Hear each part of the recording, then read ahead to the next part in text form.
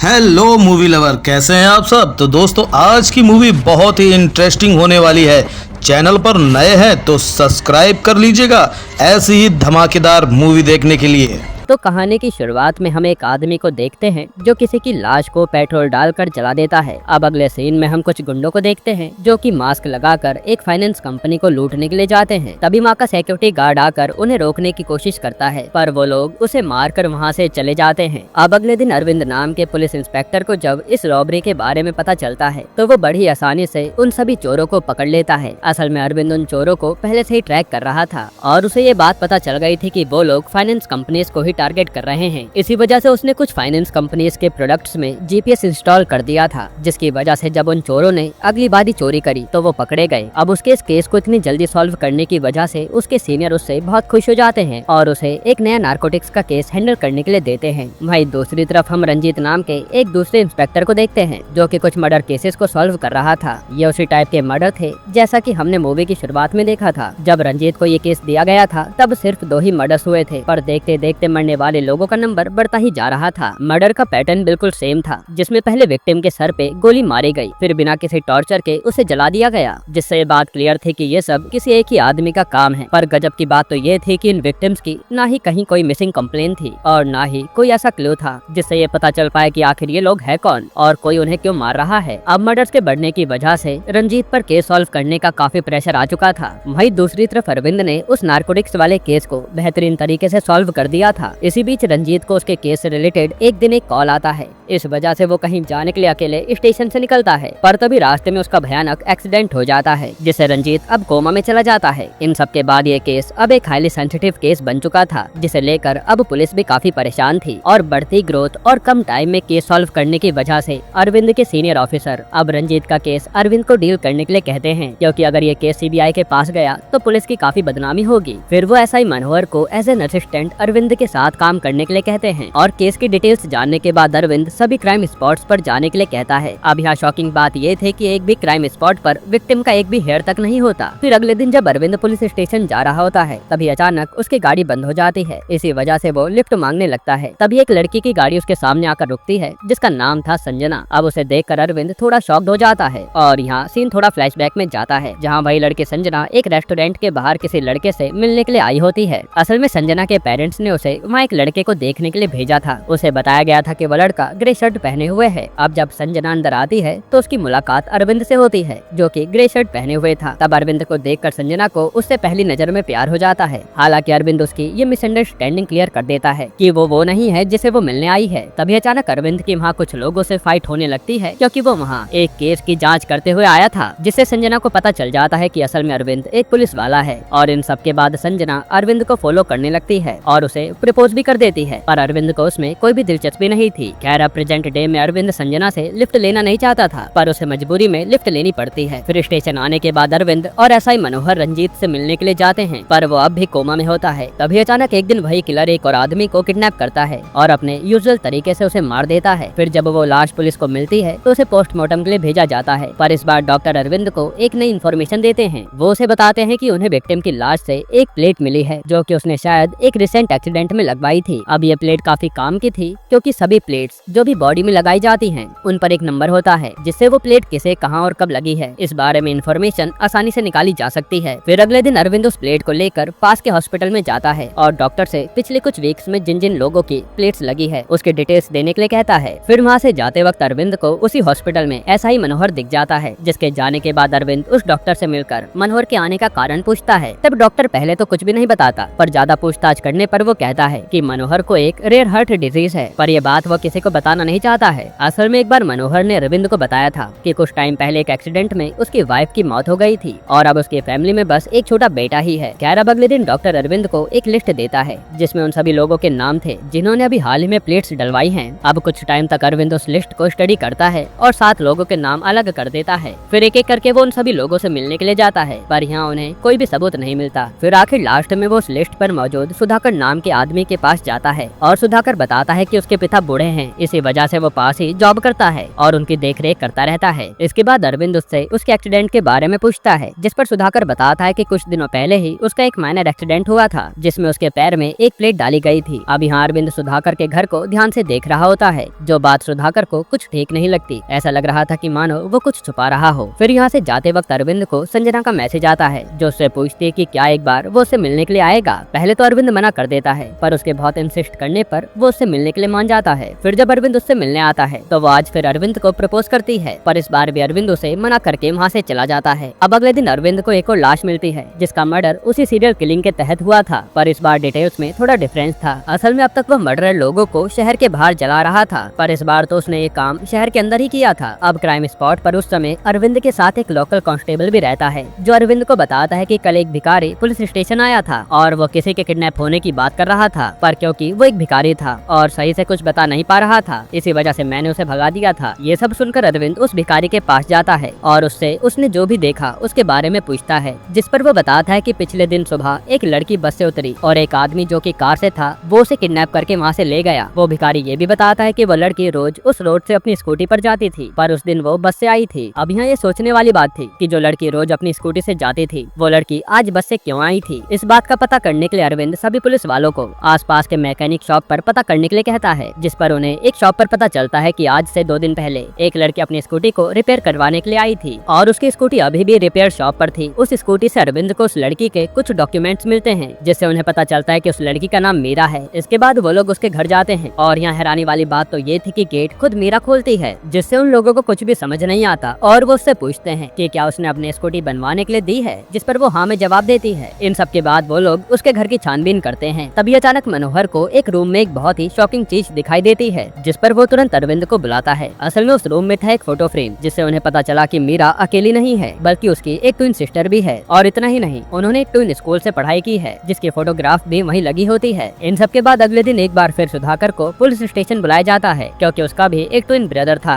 और ये बात उन्हें मीरा के घर में लगी उस फोटोग्राफ से पता चली थी, क्योंकि वो भी उसमें था। खैर अब अरविंद सुधाकर से पूछता है कि वो उसे सब कुछ सच बता दे, जिस पर अब सुधाकर घबरा चुका होता है। इसी वजह से वो एक्चुअल ट्रुथ बताना शुरू करता है। एक्चुअली वो सुधाकर नहीं बल्कि सुरेंद्र था, सुधाकर का भाई। वो बताता है कि कुछ दिनों पहले सुधाकर अचानक से गायब हो गया, जिस पर जब उसने उससे कांटेक्ट करने की कोशिश की तो कुछ देर बाद उसे एक अननोन नंबर से एक मास्क्ड मैन का वीडियो कॉल आया, जिसने उसे कहा कि अगर वो अपने भाई को जिंदा देखना चाहता है तो वो एक लोकेशन पर आ जाए बिना पुलिस को इन्फॉर्म करे। दूसरी तरफ जब अरविंद सेम क्वेश्चंस मीरा से पूछता है तो वो भी सब कुछ कन्फेस कर लेती है। वो बताते हैं कि वो मीरा नहीं बल्कि तारा है। फिर वो बताते हैं कि उसकी बहन मीरा भी गायब हो गई थी और उसे भी एक लोकेशन पर एक मास्क मैन ने आने के लिए कहा था और उसने पुलिस से भी एक बार कांटेक्ट करने की कोशिश की, पर वो आदमी उस पर नजर रखे हुए था। इसी वजह से वो भी उस लोकेशन पर गई थी। वहाँ पहुंचकर उन दोनों को उस मास्क मैन ने कहा कि तुम्हारे सामने जो लोग बैठे हैं उसे तुम्हें सामने रखी गन से मारना होगा अगर तुम अपने भाई बहन को फिर से देखना चाहते हो तो। ये सुनकर सुरेंद्र और तारा दोनों ने उनके सामने बैठे आदमी को मार दिया और वो आदमी जिसे उन्होंने मारा था उसका फेस कवर्ड था।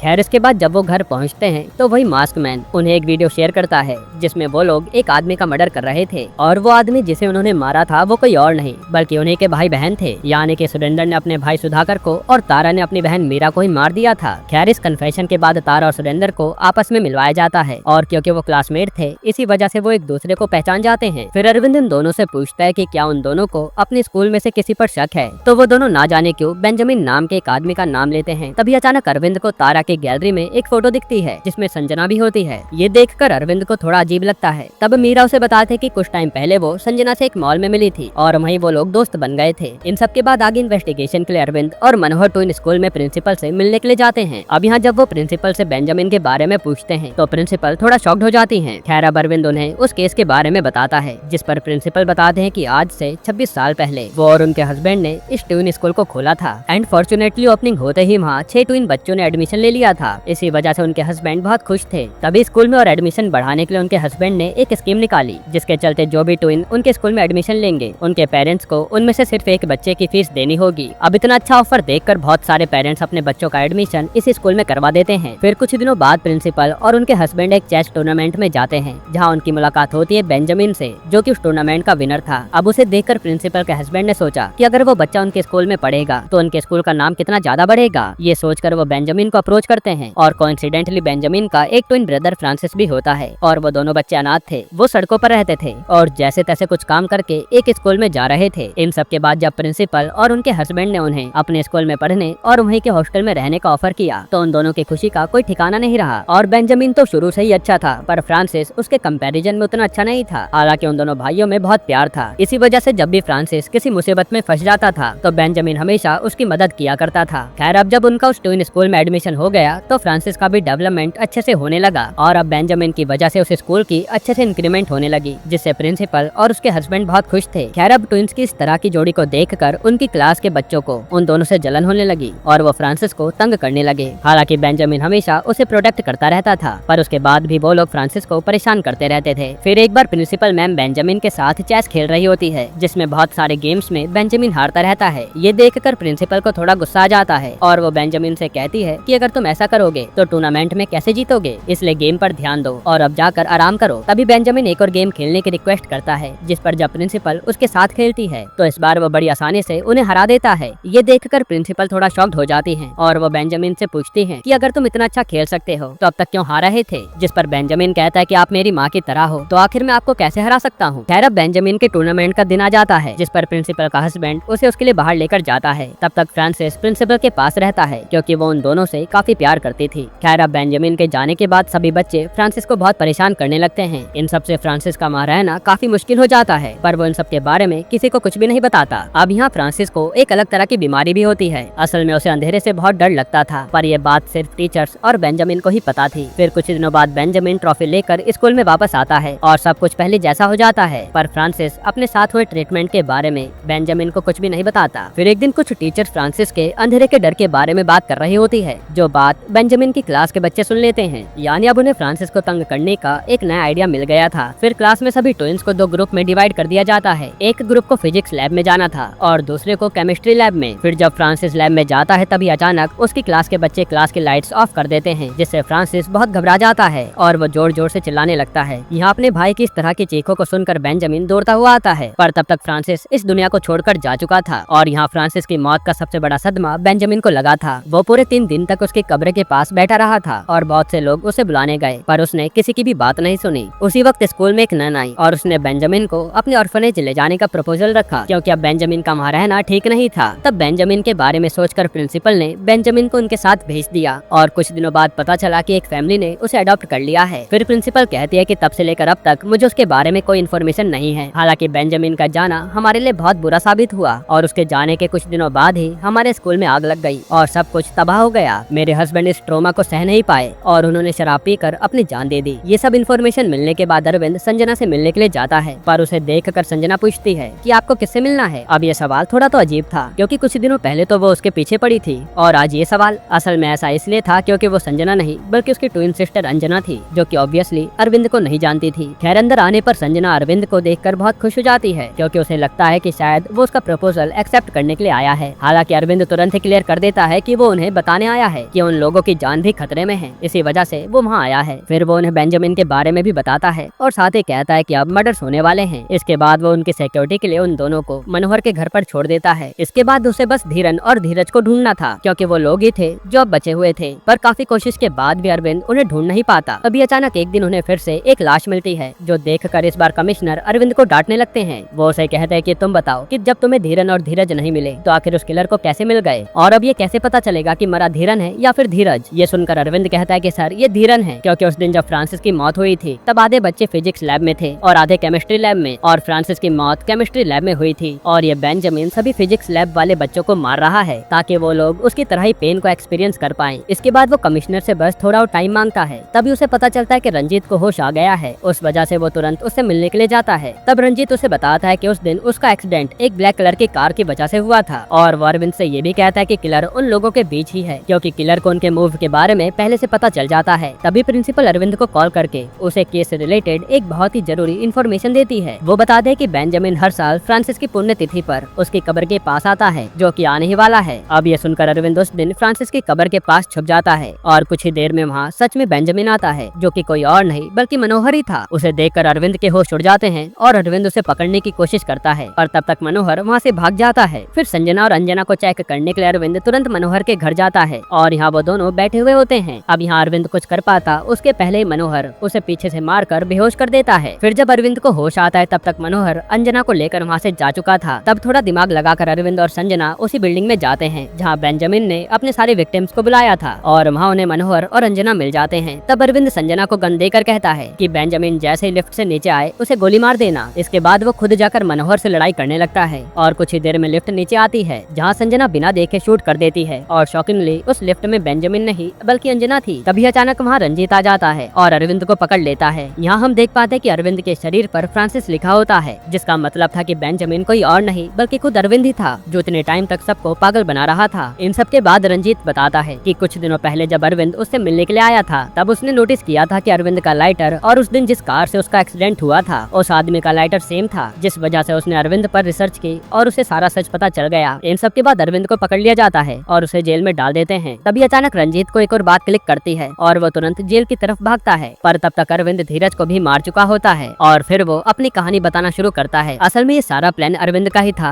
उसने शुरू में जानकर चेन्नई ट्रांसफर लिया क्योंकि वो धीरज, संजना और अंजना का पता नहीं लगा पा रहा था। इसके बाद धीरे धीरे उसने केस सॉल्व करना शुरू किया जिसमें से एक केस फाइनेंस कंपनी वाला भी था और असल में उस चोरी करने वाली गैंग का लीडर कोई और नहीं बल्कि धीरन और धीरज ही थे। उन्हीं का पता लगाने के लिए ही वो यहाँ आया था। इसके बाद उसने और मर्डर्स करना शुरू किया। वो चाहता था कि वो मर्डर वाला केस उसे मिल जाए ताकि वो अपने सभी क्लासमेट्स की डिटेल निकाल सके, पर ये केस रंजीत को मिल गया। इसी वजह से उसे रंजीत का एक्सीडेंट करना पड़ा। इसके बाद उसने मनोहर के बेटे को किडनैप किया और उसे बेंजामिन का नाटक करवाया। इस तरह से उसने अंजना को भी मार दिया और उसने जानबूझकर रंजीत को क्लू दिया था उसे पकड़ने के लिए ताकि वो फाइनली जेल में जाकर धीरज को भी मार सके और इस तरह से आज उसका बदला पूरा हुआ। अब इन सब बातों का रियलाइजेशन जब तक रंजीत को होता है तब तक बहुत देर हो चुकी थी और यहाँ धीरज मर चुका था। फिर इन सब के बाद फाइनली बेंजामिन ने यानी अरविंद ने भी कुछ टैबलेट्स खाकर अपनी जान दे दी क्योंकि उसका मकसद पूरा हो गया था। यहीं पर ये मूवी खत्म होती है। हाँ तो दोस्तों, आज की ये वीडियो आपको कैसी लगी? अच्छी लगी हो तो एक लाइक कर देना, चैनल को सब्सक्राइब कर लेना और अपने दोस्तों के साथ शेयर जरूर करना। मिलते हैं नेक्स्ट वीडियो में।